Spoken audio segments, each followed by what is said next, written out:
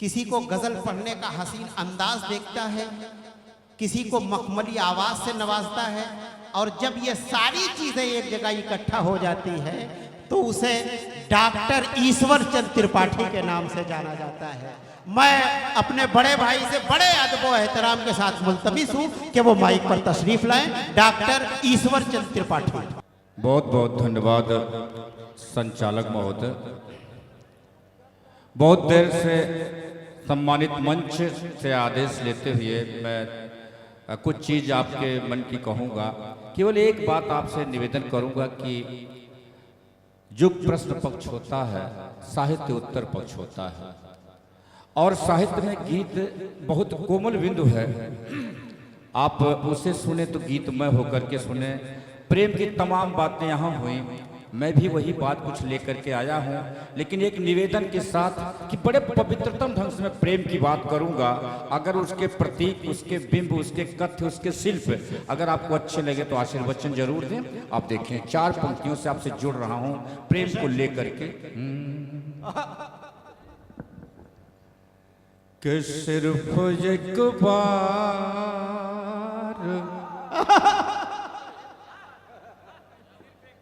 बिहारी लाल अंबर बैठे जैसे disturbing element है, मैं आपसे निवेदन करता हूं कि सिर्फ एक बार कह दिया होता, सिर्फ एक बार कह दिया होता है कि सिर्फ एक बार कह दिया होता,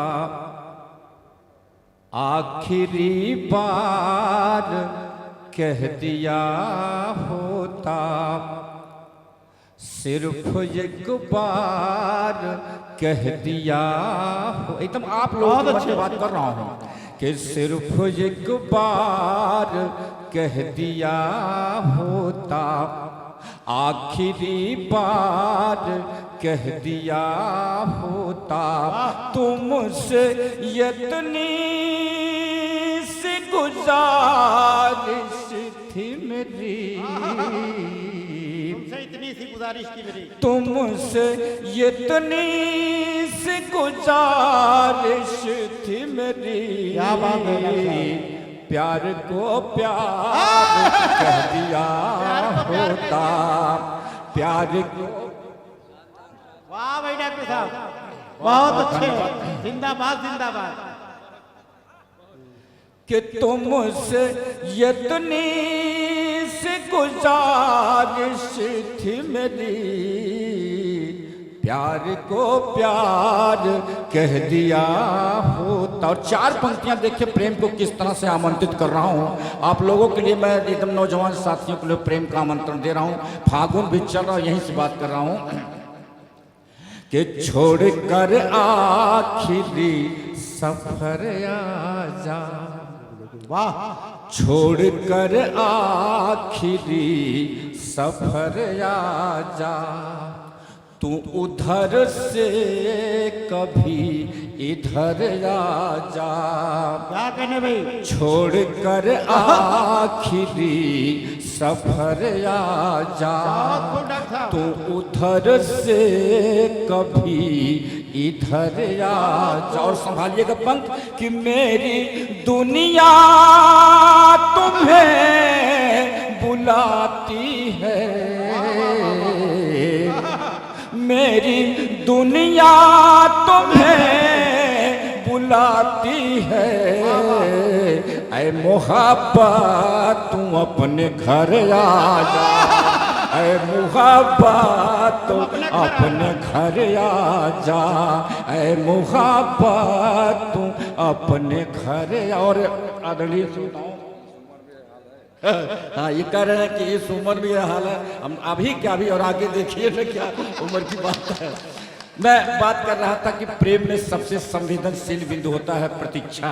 जब आप इंतजार करते हैं किसी, कितना रोमांचकारी बिंदु है। अगर मैं 4 पंक्तियों में बात कहने में समर्थ हूं तो आप मुझे अपना आशीर्वचन दीजिए कि इंतजार में कितनी संवेदनशीलता होती। देखें कि मैं एकदम आपके दिल की ही बात करूं, केवल सुनिए कि मैं जमाने को भूल बैठा हूँ, मैं जमाने को भूल बैठा हूँ, जुर्म करके कबूल बैठा हूँ। मैं जमाने को भूल बैठा हूँ, जुर्म करके कबूल बैठा हूँ। तेरी अगवानी के लिए कब से, तेरी अगवानी के लिए कब से लेके हाथों में फूल बैठा हूँ, लेके हाथों में फूल बैठा फूल क्या बात है भाई? बैठा हूँ। हाय हाय हाय। तेरी अगवानी के हाय हाय हाय। ये पुरुष पुरुष को अब माला पहनाता है, इन्होंने मुझे हाथ में माला दिया, मैं इनको क्या मानूं, आप ही लोग जानिए मैं क्या हाँ, बहुत बहुत धन्यवाद भाई बिहारी जी।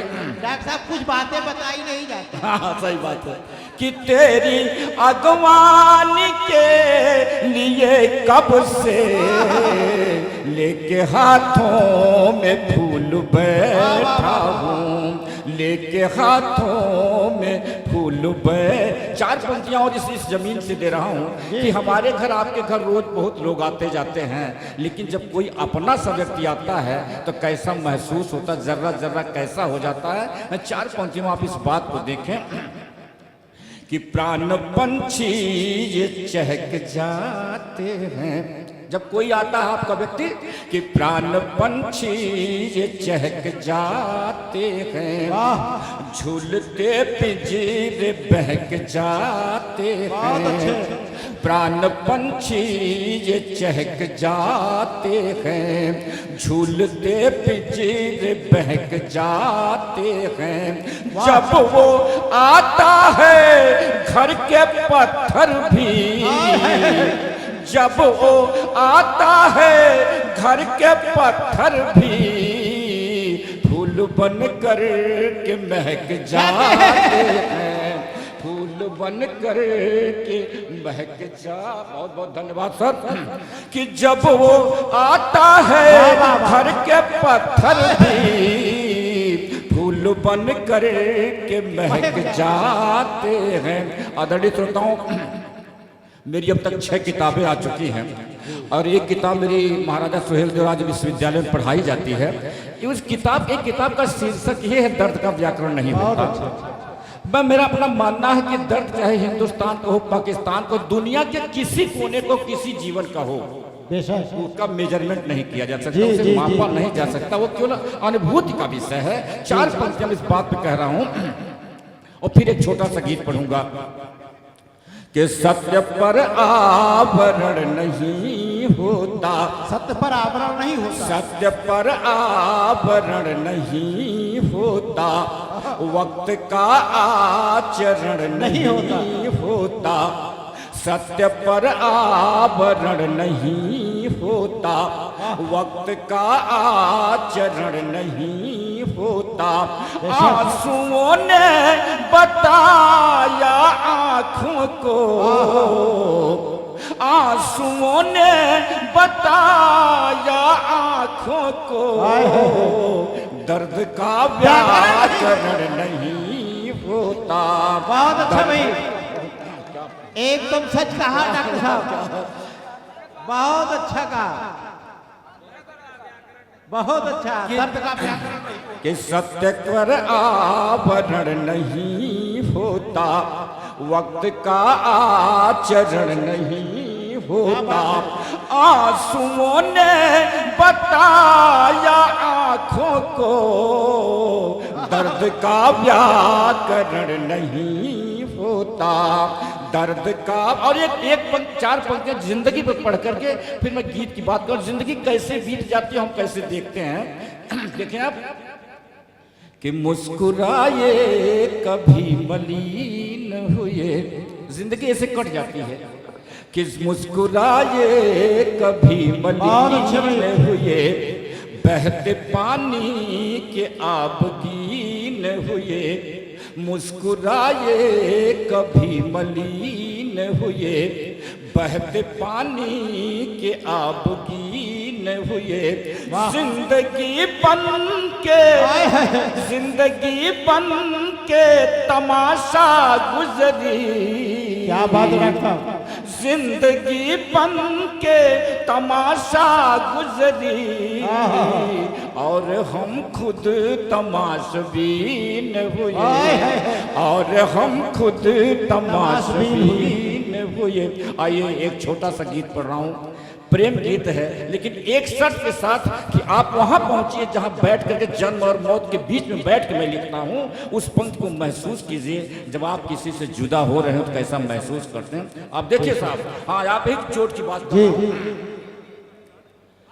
कि दर्द के नन्हे बिरबे सजर हो गए, वाह, दर्द के नन्हे बिरबे सजर हो गए, भीग कर आंसुओं से वो तर हो गए।